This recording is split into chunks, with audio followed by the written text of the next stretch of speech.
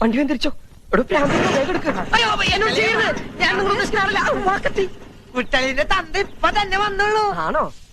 Apple ഓറഞ്ചൊക്കെ കുട്ടിക്ക് കഴിക്കാനാ. എന്നിട്ട് അപ്പൊ തന്നെ ഇഞ്ചി വിട്ട വാണം പോലെ തിരിച്ചു പോന്നു. എന്നിട്ട് മാലിന്യം കൊണ്ട് തിരിച്ചു പോയി. എന്താ കുട്ട ഒരു വിവരമില്ലാണ്ട്? കുട്ടലിന് വിവരമില്ലാന്നോ? അതല്ല, അയ്യോ അത് അച്ഛൻ പറഞ്ഞിരുന്നു എന്റെ അടുത്ത്. ഞാൻ വേറെ വഴിക്ക് പോയതാ. പോരുന്ന വഴിക്ക് നിനക്ക് പറ്റുമെങ്കിൽ മാലുവിനെ കൂട്ടിക്കൊണ്ടുവരാൻ. അച്ഛൻ വന്ന് മാലുവിനെ കൊണ്ടുപോയോ? അയ്യോ എന്നോട് പറഞ്ഞാലും അച്ഛൻ മറന്നുണ്ടാവും. അകത്തേക്ക് ഇരിക്കാം. എല്ലാവരും ഇരുത്തിക്കൊണ്ടിരിക്കല്ലേ? ഇരിക്കലൊക്കെ ഇനി ഒരിക്കലാവാം. ശരി ഞാനിങ്ങട് അല്ല എങ്ങോട്ടാ? ഞാനും വരും. എങ്ങട്? എന്റെ കുട്ടലിന്റെ വീട് കാണണം. ഏയ് അവിടെ കാണാൻ മാത്രം ഒന്നുമില്ല. ഞാൻ കണ്ടോളാം. അമ്മയ്ക്കും പുനരച്ഛനും ഭാര്യയ്ക്കും ഉണ്ണാൻ പോലും കൊടുക്കുന്നില്ല ചിലർ. അഗ്നിസാക്ഷിണിയായൊരു പത്നിയെ സ്വപ്നത്തിൽ പോലും കാണുന്നില്ല ചിലർ. കണ്ടങ്ങിരിക്കും ജനങ്ങളെ കണ്ടില്ലെന്നു വരുത്തുന്നതും ഭവാൻ. 2-4 ദിനം കൊണ്ടൊരുത്തനെ ഫ്രണ്ടിലേറ്റി നടത്തുന്ന. നീ വന്നോ? ആശുപത്രിയിൽ നട്ടലൊടിഞ്ഞ് ബോധമില്ലാതെ കിടക്കുന്ന സുഹൃത്തിന് താൻ ഫ്രൂട്ട്സ് കൂടാതെ ബ്ലഡും കൂടി കൊടുത്തോ? എന്താ മുഖം വല്ലാണ്ട് വിളറിയിരിക്കുന്നു. 2 സ്ട്രായുമായിട്ട് അങ്ങോട്ട് ചെല്ലുക. അവിടെ ഒരു ഡ്രാക്കുല നിന്റെ ബ്ലഡ് ഊറ്റി കുടിക്കാൻ കാത്തിരിക്ക. ഇങ്ങനെ ആരാടാ ഡ്രാക്കുള? നിങ്ങളെ അല്ല, എന്റെ അപ്പൂപ്പൻ, നിങ്ങളുടെ കെട്ടിയോൻ. വന്നല്ലോ ഉത്തരക്കല്ല്. നേരെ കുളിമുറിലോട്ട് ചെല്ല്. ചൂടുള്ളതും കുഴമ്പ് റെഡിയാ. നന്നായിട്ട് തേച്ചങ്ങട് കുളിക്ക. അല്ലാണ്ട് ഓടി ക്ഷീണിച്ചതല്ലേ. ഈ മാസമെങ്കിലും 100 രൂപ സമ്പാദ്യപ്പെട്ടിടാമെന്ന് വിചാരിച്ചതാ. അത് ഗോപിയായി.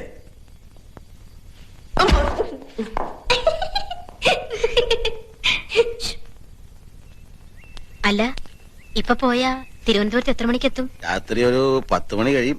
യൂണിയൻ മീറ്റിംഗിനല്ലേ? എല്ലാം കഴിഞ്ഞ് നാളെ എത്താൻ പറ്റുമോ? എത്തും. കഴിഞ്ഞാലും കഴിഞ്ഞില്ലെങ്കിലും എത്തും. രാത്രി മഴയ്ക്കുള്ള സാധ്യതയുണ്ട്.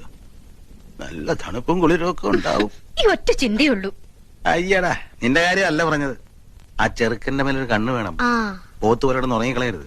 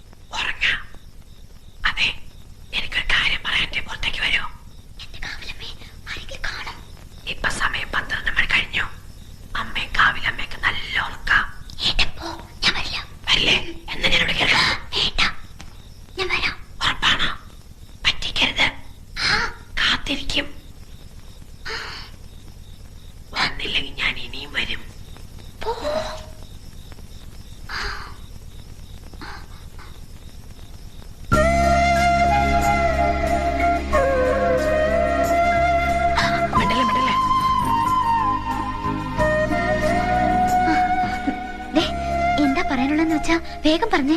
അമ്മ എണിക്കുന്നതിന് മുമ്പ് എനിക്ക് പോണം. അമ്മ എണിക്കണേ എനിക്കട്ടെ. ഒരു ഉമ്മ തന്നാ വിടാം. അച്ഛന്റെ കയ്യിലടിച്ച് സത്യം ചെയ്തത് ഓർമ്മയില്ലേ? ഞാൻ ചെയ്തത് കള്ളസത്യം. സത്യം ചെയ്യുമ്പോഴേ ഞാൻ ഇങ്ങനെ പിടിച്ചിരുന്നു. ഇങ്ങനെ പിടിച്ച സത്യം പാലിക്കേണ്ടെന്നാ. This is strong promise. കഷ്ടം കേട്ടോ. കുട്ടിയുടെ പഠിച്ച് വലിയ ആളായ അതിന്റെ ഗുണം നമുക്കല്ലേ? അച്ഛനും അമ്മയും നമ്മുടെ നന്മയ്ക്ക് വേണ്ടിയല്ലേ ഈ പറയണത്. അവരുടെ വിഷമം എന്താ മനസ്സിലാക്കാത്തത്? നീ എന്താ എന്റെ വിഷമം മനസ്സിലാക്കാത്തത്? ഇപ്പൊ എനിക്കൊരു ഉമ്മ തന്നില്ലെങ്കിൽ പിന്നെ ലൈഫിൽ ഞാൻ പരീക്ഷ എഴുതില്ല കേട്ടോ. കുട്ടിയുടെ വേണ്ട കേട്ടോ. ഞാനിപ്പോ ഒച്ച വെക്കും. നീ ഒച്ചക്കണ്ട, ഞാൻ ഒച്ചയ്ക്കാം.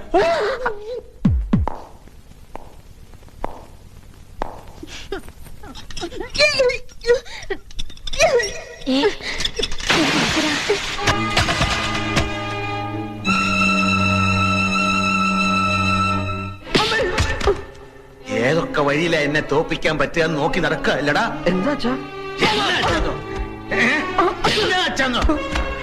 ഒന്നും അറിയാത്തതിനെ പോലെ നീ എന്നെ കബളിപ്പിക്കാൻ അറിയില്ലല്ലേ? മനസ്സിലാക്കാതെ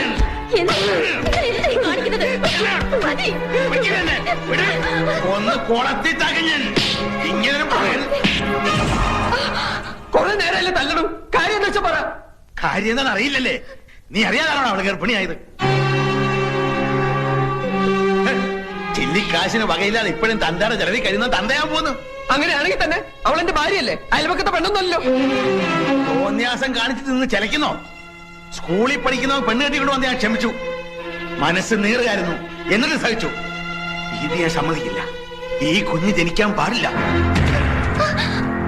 അവളോട് വേഗം റെഡിയാൻ പറ, ആശുപത്രി പോണം. അത് തീരുമാനിക്കേണ്ടത് എന്റെ അച്ഛനല്ല. ഇവളുടെ വയറ്റിൽ കിടക്കുന്ന കുഞ്ഞിന്റെ അച്ഛൻ ഞാനാ. ഞാൻ തീരുമാനിക്കും. കുറെ ഞാൻ ക്ഷമിക്കണം, ഇത് പറ്റില്ല. എന്റെ കുഞ്ഞിനെ കൊല്ലണോ വളർത്തണോ എന്ന് തീരുമാനിക്കേണ്ടത് ഞാനാ, നിങ്ങളല്ല. എന്റെ കൺമുമ്പിൽ കണ്ടുപോലും എന്റെ വീടാ. എന്റെ ചെറുപ്പടിക്ക് നിൽക്കുന്നവർ മാത്രം മതി ഇവിടെ. നോക്കി നിൽക്കാൻ ഇറങ്ങി പോടാൻ നായ. നിങ്ങളുടെ ചൊൽപ്പടിക്ക് നിൽക്കുന്ന ഒരു നായ നിങ്ങൾക്ക് ആവശ്യം, അല്ലാണ്ട് മകനല്ല. അങ്ങനെ ഒരു നായായിട്ട് ഇവിടെ കിടക്കാൻ ഇനി എന്നെ കിട്ടില്ല. വേണ്ട, ഇറങ്ങി പോടാ. ഇങ്ങനൊരു മകൻ എനിക്ക് ജനിച്ചിട്ടില്ല, ഞാൻ വിചാരിച്ചോളാം. ഇറങ്ങി വാടി നിന്ന് മോങ്ങാതെ. ഞാൻ വഴിയുള്ള ബന്ധം നീ ഇവരും തമ്മിലുള്ളൂ, അത് ഇന്നു പോലും ഇല്ല. ഞങ്ങളുടെ കുഞ്ഞിനെ വേണ്ടാത്ത ഈ വീട്ടിൽ ഞങ്ങളും വേണ്ട. വാടി. ഓട്ടടി, നശിക്കാനുള്ള ജന്മങ്ങൾ നശിച്ചാ തീരൂ.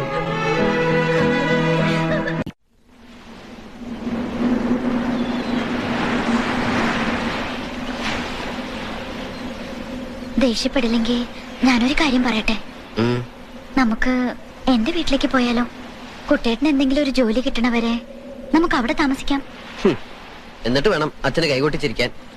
സ്വന്തം വീട്ടിൽ നിന്ന് വഴക്കിട്ടിറങ്ങിയ അഭിമാനി അച്ഛ വീടിന്റെ അടുക്കളയിലെ താമസം എന്ന് പറയിപ്പിക്കാൻ. അതിന് എന്നെ കിട്ടൊന്നുമില്ല. വാശിയുള്ള അച്ഛന്റെ മോൻ തന്നെ ഞാനും. ഇപ്പൊ എന്റെ മനസ്സിൽ ഒന്ന് മാത്രമേ ഉള്ളൂ, രാത്രിയാവുന്നതിന് മുമ്പ് നിന്നെ സുരക്ഷിതമായ ഒരു സ്ഥലത്താക്കുക. എവിടെ? ഇവിടെ അടുത്ത് കന്യാസ്ത്രീകൾ നടത്തുന്ന ഒരു വർക്കിംഗ് വിമൻസ് ഹോസ്റ്റലുണ്ട്. അവിടെ നീ സേഫ് ആയിരിക്കും. അതിന് ജോലിയുള്ളവർക്കല്ലേ അവിടെ അഡ്മിഷൻ കിട്ടൂ. അതിനൊക്കെ പരിഹാരം ഉണ്ടാക്കാം. പക്ഷെ അതല്ലല്ലോ പ്രധാന പ്രശ്നം. കല്യാണം കഴിഞ്ഞവരെ അവിടെ അഡ്മിറ്റ് ചെയ്യില്ല. അപ്പൊ പിന്നെ എന്ത് ചെയ്യും? അതിനിപ്പോ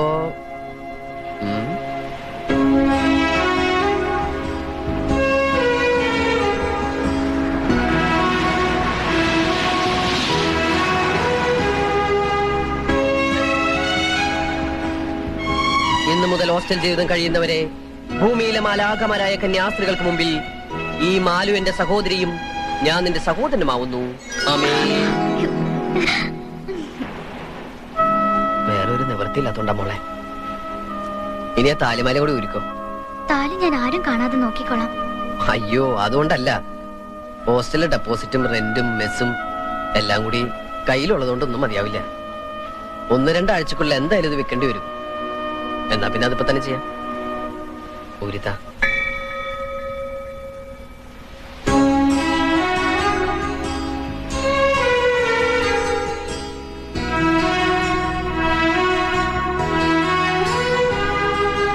പരീക്ഷയിൽ ജയിക്കാൻ അമ്മ സരസ്വതിയുടെ അമ്പലത്തിൽ നിന്ന് പൂജിച്ച് കെട്ടിത്തന്ന ചരടാ ഇത്. താലിച്ചരടാക്കാം. അന്ന് കല്യാണത്തിന് താലി കെട്ടിയതൊന്നും എനിക്ക് ഓർമ്മയില്ല.